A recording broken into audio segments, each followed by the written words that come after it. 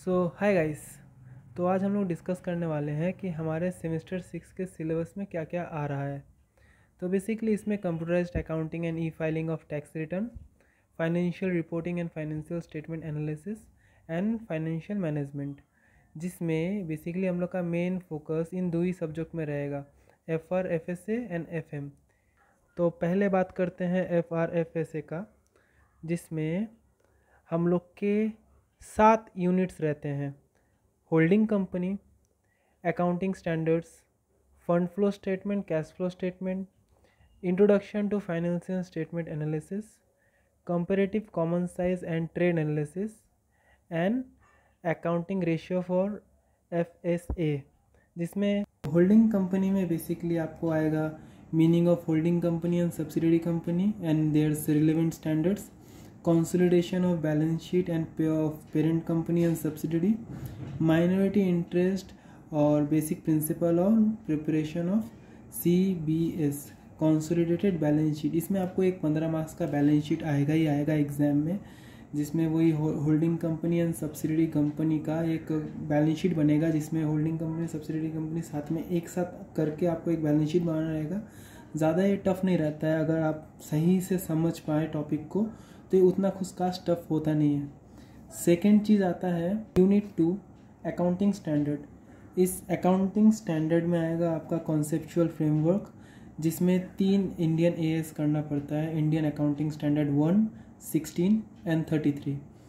इस 1 में आता है presentation of financial statement, AS 16 में आता है प्रॉपर्टी प्लांट एंड इक्विपमेंट, जिसे हम PPE भी कहते हैं, और अर्निंग पर शेयर में भी वही 2 चीज़ रहता है, basic EPS and diluted EPS।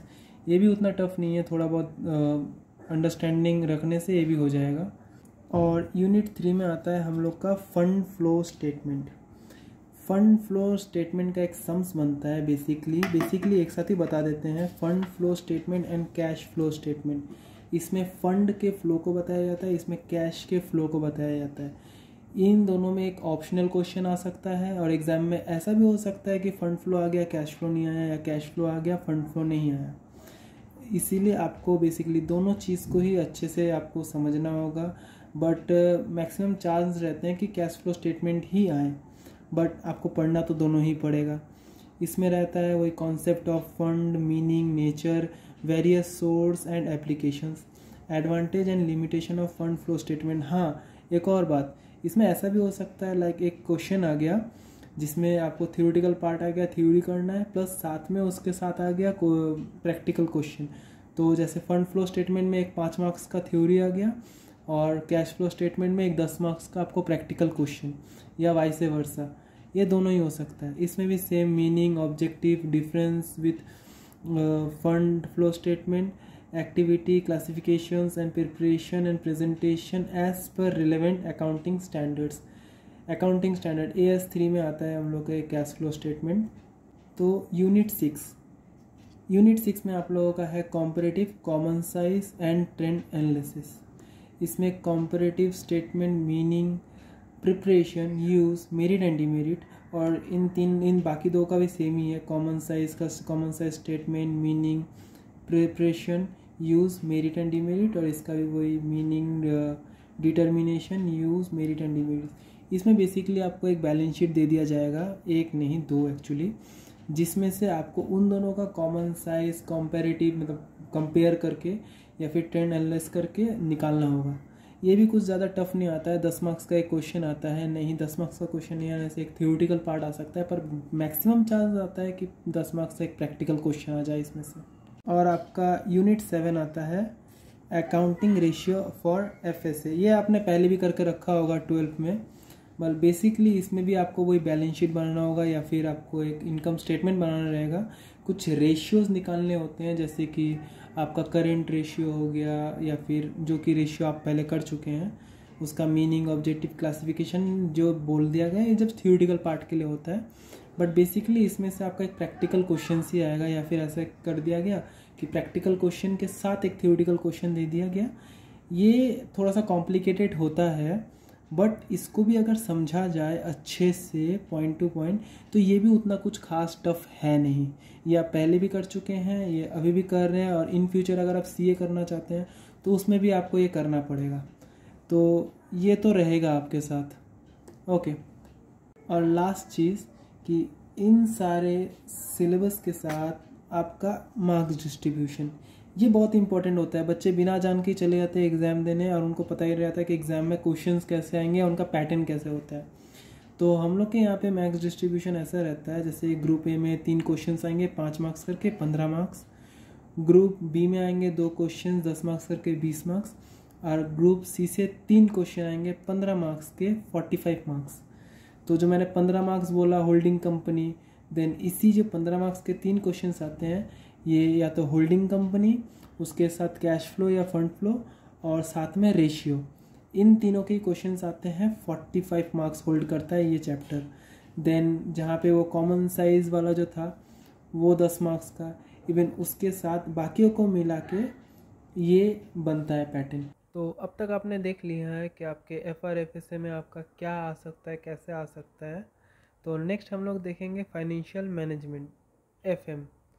तो बेसिकली इसके 9 यूनिट्स होते हैं। इंट्रोडक्शन, बेसिक कंसेप्ट एक साथ ही आ जाता है। Source of finance and cost of capital, leverage and capital structure theories, working capital management का 1 एंड 2, कैपिटल एक्सपेंडिचर डिसीजन का 1 एंड 2, एंड डिविडेंड डिसीजन। तो बेसिकली इसमें आपका 50% थ्योरी रहेगा, 50% प्रैक्टिकल रहेगा। इसको आपको पास करने के लिए थोड़ा थ्योरी में आपको ध्यान देना पड़ेगा। वैसे दोनों ही स्कोरिंग सब्जेक्ट्स हैं, दोनों में ही आप थोड़ा मेहनत करने से अच्छा मार्क्स उठा सकते हैं दोनों ही सब्जेक्ट्स में। बट फिर भी लास्ट ईयर बहुत लोग इसमें पता नहीं क्यों डंप हो गए थे। बट जैसे कि आप देख सकते हैं, फर्स्ट है आपका इंट्रोडक्शन, उतना खास इंपॉर्टेंट नहीं है, पूरा थ्योरी आएगा इंट्रोडक्शन में, जिसमें रहेगा आपका important functions of financial management, objective of a firm, profit maximisation and value maximisation theory रहेगा। प्रॉफिट मैक्सिमाइजेशन क्या होता है, वैल्यू मैक्सिमाइजेशन क्या होता है, role of CFO, chief financial officer, and financial management in which a firm has to operate. इसके साथ ही रहता है बेसिकली बेसिक कंसेप्ट, जो कि रहता है टाइम वैल्यू ऑफ मनी। इससे भी छोटे छोटे प्रैक्टिकल क्वेश्चंस आते हैं टाइम वैल्यू ऑफ मनी से, एवं उसका concept and reasons, and compounding and discounting techniques. ये भी थ्योरी प्रैक्टिकल क्वेश्चंस आते हैं कंपाउंडिंग एंड डिस्काउंटिंग टेक्निक से। Concept of annuity and perpetuity, then concept of annuity and perpetuity, then risk return relationship. Basic से ये बहुत अच्छा concept, इसमें सिर्फ कॉन्सेप्ट ही रहेगा, बेसिक बहुत अच्छा कॉन्सेप्ट रहता है ये। रिस्क एंड रिटर्न, कितना रिस्क पे कितना रिटर्न है, कितना रिटर्न हम एक्सपेक्ट करेंगे और कितने रिटर्न के लिए हम कितना रिस्क लेंगे। तो ये रहा बेसिक कंसेप्ट। इसके बाद है आपका source of finance and cost of capital. Source of finance जो है, फाइनेंस पैसे कहाँ कहाँ से आ सकते हैं, ये हम लोग का सोर्स ऑफ फाइनेंस थ्योरी रहेगा। और उसके साथ cost of capital, cost of capital आपका प्रैक्टिकल क्वेश्चंस आएंगे इससे। तो यहाँ पे है आपका different source of finance, finance कहाँ से आ सकता है। इशू करके, शेयर को इशू करके हम पैसा ला रहे हैं, कहीं से लोन करके ला रहे हैं, प्रोडक्ट सेल करके ला रहे हैं। तो फाइनेंस का सोर्स क्या क्या है, वही है। Then long term and short term sources, cost of capital, concept, relevance of cost of capital, ठीक है।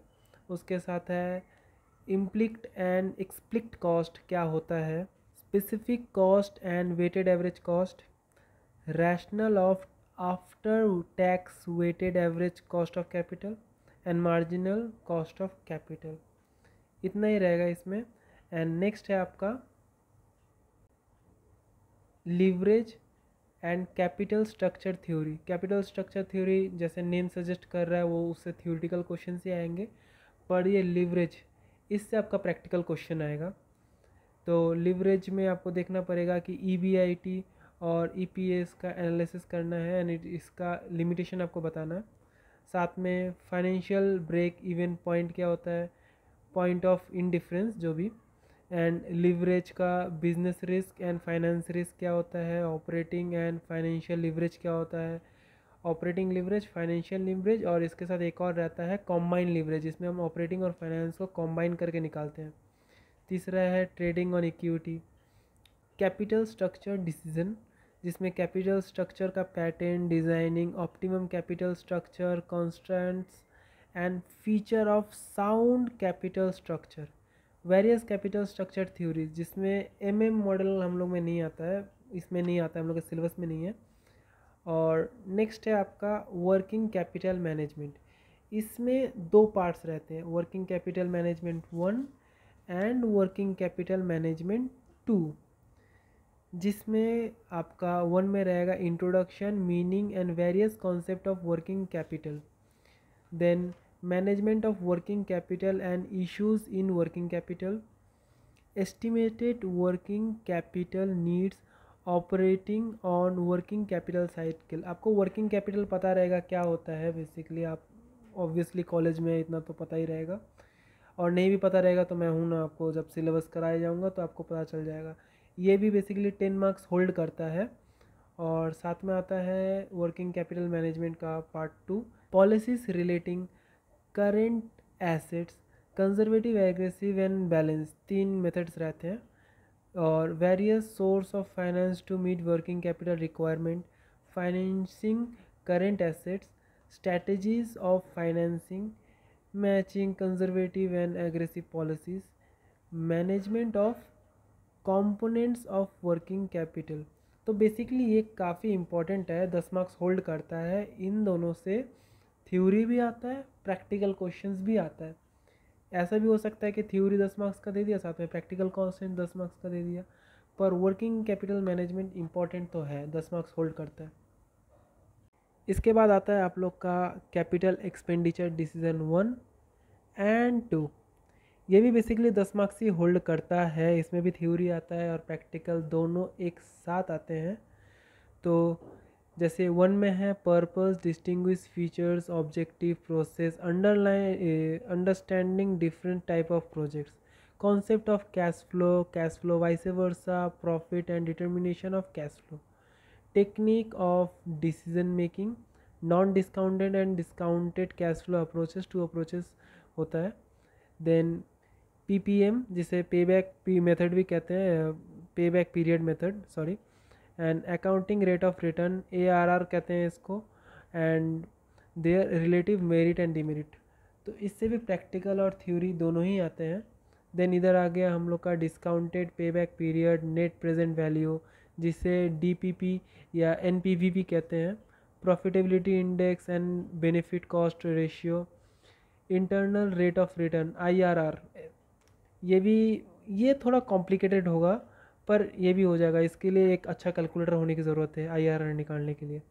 Next relative merit and demerit, इसका ही जो मेरिट एंड डिमेरिट्स है उसको आप थ्योरेटिकल क्वेश्चंस आ जाते हैं तो उसका मेरिट एंड डिमेरिट ही। Then ranking of completing project, ranking of project with unequal lives, then capital rationing. इसके साथ लास्ट हम लोग का आ जाता है डिविडेंड डिसीजन। इसका बेसिकली ज़्यादातर चांसेस है कि आपका प्रैक्टिकल क्वेश्चन ही आए एक 10 मार्क्स का, जिसमें nature, meaning, type of dividend, dividend का रिटेंशन, कितना डिविडेंड हमको रिटेन करके रखना है, कितना बांट देना है, वही सब रहता है। एवं इसके साथ है concept of payback ratio, retention ratio and growth. Ratio chapter जब पढ़ेंगे तब भी ये जो concept of payback ratio and retention ratio ये सब थोड़ा थोड़ा आता रहेगा। सारे चैप्टर्स आपस में थोड़े थोड़े इंटरकनेक्टेड रहेंगे। जब मैं चैप्टर पढ़ाऊँगा तब आपको ये और अच्छे से समझ में आएगा। Dividend policies and formulating a dividend policy, dividend theories, जिसके 2 मॉडल रहते हैं, Walter's model and Gordon's model. इसके साथ एक और मॉडल रहता है, वो मैं जब चैप्टर पढ़ाऊँगा वो भी आता है, पर वो उतना रिलेवेंट नहीं रहता है, वो एग्ज़ाम्स में बहुत रेयर आया है तो वो हम लोग के सिलेबस में भी काउंट नहीं होता है। और इसके साथ आ जाते हैं मेन पॉइंट में, जो कि है मार्क्स डिस्ट्रीब्यूशन। इसका भी बस 2 ही ग्रुप आते हैं, बहुत इजी सा है। 5 मार्क्स के 6 क्वेश्चन आएंगे और 10 मार्क्स के 5 क्वेश्चन आएंगे। 30 marks 50 marks, total paper 80 marks. इसमें उतना कॉम्प्लिकेटेड नहीं है, आपको समझ के ही चलना होगा कि भाई टोटल हम लोग का 80 मार्क्स है, जो कि 10-10 मार्क्स होल्ड करता है। यहाँ पे जब मैं आपको ये दिखाऊं, यहाँ पे बेसिकली आपको बस यही देखना है कि इंट्रोडक्शन एंड बेसिक कंसेप्ट को मिला के 10 मार्क्स आएगा, और बाकी सारे जो चैप्टर्स हैं, यूनिट्स हैं 3, 4, 5, 6, 7, 8, 9, इन सब हर एक इंडिविजुअल चैप्टर्स आपका 10 मार्क्स होल्ड करता है। तो सारा ही चैप्टर्स इक्वली इम्पॉर्टेंट हो जाता है, तो ये सब तो आपको करना ही पड़ेगा। तो आज के लिए बस इतना ही। तो नेक्स्ट आपको हम कराएंगे होल्डिंग कंपनी, काफ़ी इंटरेस्टिंग चैप्टर है, तो जुड़े रहिए हमारे साथ। मिलते हैं नेक्स्ट वीडियो में। Thank you.